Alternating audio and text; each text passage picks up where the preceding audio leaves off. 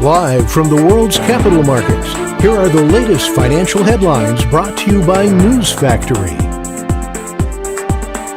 Hello and welcome to Monday's Daily Financial Review.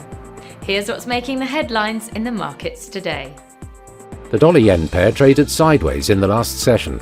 The ultimate oscillator is giving a negative signal, which matches our overall technical analysis. The Bitcoin-dollar pair gained 0.8% in the last session. According to the stochastic RSI, we are in an overbought market. The Aussie dollar price remained largely unchanged in the last session. According to the CCI, we are in an overbought market. The oil-dollar pair dove 1.6% in the last session. The stochastic indicator is giving a negative signal.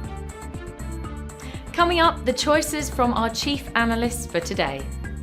The gold price extended to a new 7-month high after the US Federal Reserve Chair Jerome Powell welcomed recently revealed soft inflation data, though stressed core inflation is still too high. Japan has yet to achieve price gains driven by higher wages, with the recent rise in inflation driven by cost push factors, Bank of Japan board member Asahi Noguchi said, suggesting it was premature to retreat from ultra-loose monetary policy. The dollar fell to end last week as Federal Reserve Chair Jerome Powell struck a cautious tone on further interest rate moves, saying that the risk of under- or over-tightening is now more balanced.